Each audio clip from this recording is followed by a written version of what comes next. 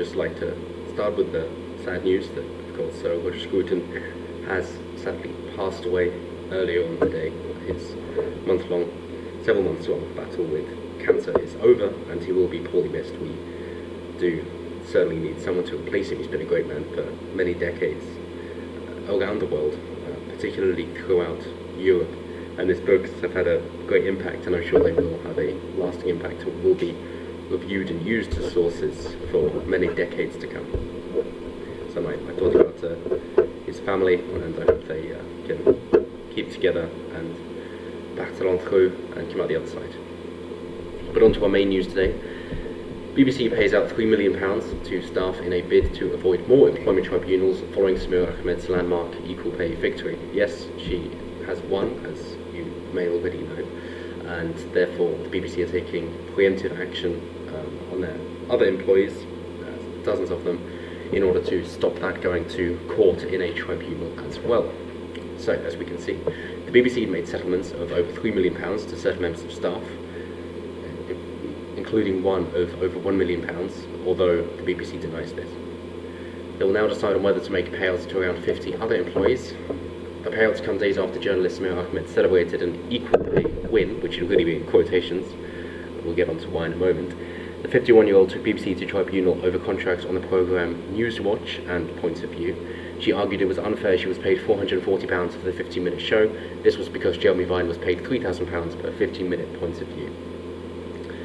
This article will mainly revolve around Samir Ahmed, which is good for her because this will probably be the most famous she has ever been compared to Jeremy Vine. That is a household name, and we all know.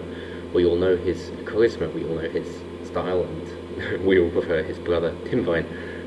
But other than that, it's quite obvious to see why he has been paid more, because it is not equal work.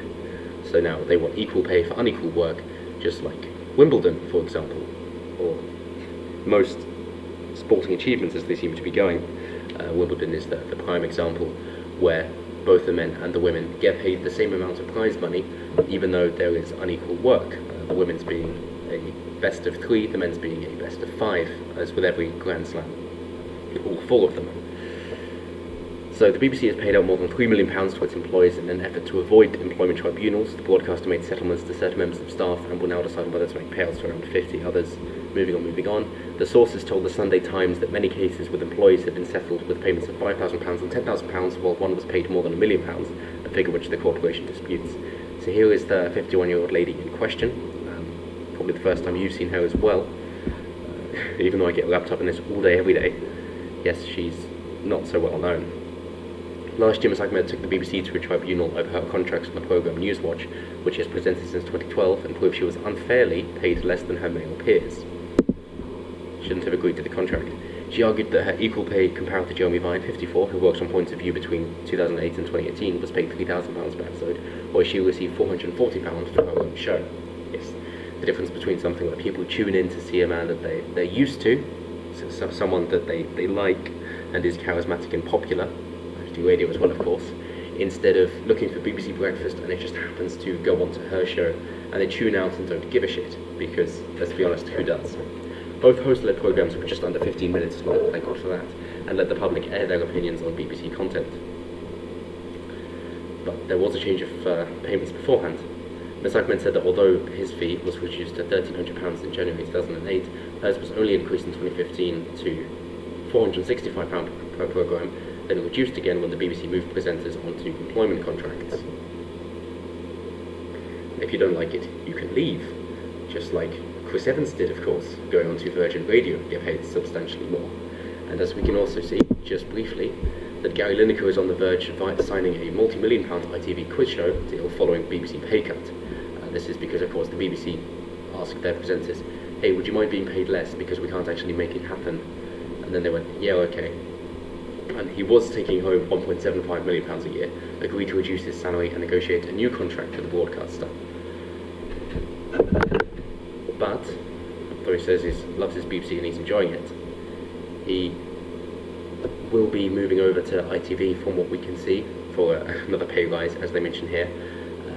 Chris Evans, who was being paid £2.2 million per year, slashed it down to £1.25 million in 2019 before he quit for Virgin Radio. So good on him, and the same for Gary Lineker. So then this is just a brain drain. So as we can see, with any attempt on communism where everybody gets paid the same for unequal work, the clever people decide to leave. The same, of course, happens in any country that decides to go more socialist and communist. You have a brain drain happening, as of course we had before the election with the Phones for You CEO talking to John McDonnell, saying under the Labour government he would not have set up his business that he would leave, and all his other billionaire friends said they would leave as well, to which John McDonnell was saying, oh no, of course not, having no idea what he was talking about.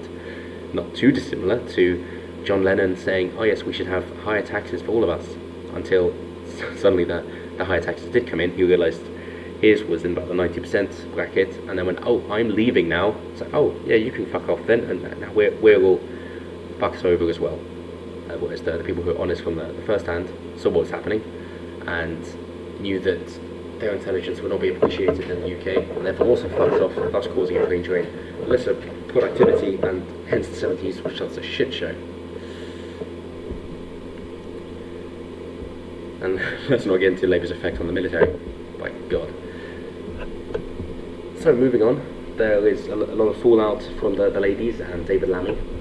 Of course, let's skewer him in here as well, saying, oh, jolly well done, this is definitely all equal pay, including former China editor Carrie Gracie, who became a figurehead for other women at the BBC when she resigned from her position in January 2008 in protest at pay inequalities as a broadcaster, saying that her job showing up China wasn't as popular as one for America, even though there was a lot less work involved. So it's unequal pay, unequal work, and she wasn't happy with that, of course. Her move came after the BBC published the salaries of its highest earners in July 2017 under the terms of its new Royal Charter, which revealed that only 1/3 of the list of talent earning more than £150,000 were women, with all the top names being men, as they are all popular. Top Gear is, of course, another great example of this, moving over to Amazon Prime. That's Jeremy Clarkson is just a tremendous presenter in anything he does, and it is also lovely to see he is patriotic. So if you ever want a boost of patriotism, look up his different work. When they went to the Germans, his Jaguar 50th anniversary, and the one he did on his father-in-law who won the Victoria Cross, the War Stories, brilliant documentary if you've got a spare couple of hours, which is on YouTube as well, so do go check that out. Ms Gracie also praised the National Union of Journalists and the great legal team who helped Samir Ahmed UK to victory in the landmark case. Just brilliant, congratulations all you shit weasels. Yeah. And she's of course saying thank you, and saying that if the BBC go to appeal, it will be a waste of licence paying money. I would say go for it, because you're wasting enough anyway. Maybe this will actually create some sort of understanding of what equal pay means, seeing as Dr. Peterson did mention quite clearly a while back that it's very difficult to know what equal work actually is when it's in different fields, or involves something as personal as presenting, that you can't really say what equal pay is. But given that other people are willing to, as in other companies, corporations are willing to pay more for these people's talents, I think it's fair to say it's not equal pay. If they have a bigger draw, then that's what matters to them, and maybe sometimes it just comes down to marketing, but still, then that's not equal work. And there is David Lammy's tweet in question. Equal pay deserves equal work deserves equal pay. There we are. Yes it does, but we're not talking about equal work here. So moving on, this is basically just more complaints, and who really cares? We know what's happened. The BBC said that they will, well, let's read their quote. Where we've identified historic issues, we've been addressing them. We continue to try to engage with our staff to resolve a small number of outstanding cases. However, mindful of our obligations to the licence fee payer, we will robustly defend our position at tribunal if necessary.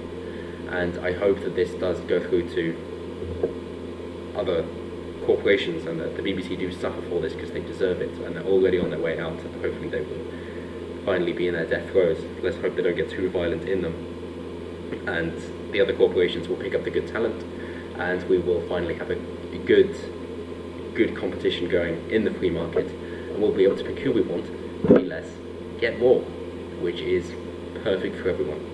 But as always, let me know what you guys think down in the comments below, and until next time, have a wonderful week, and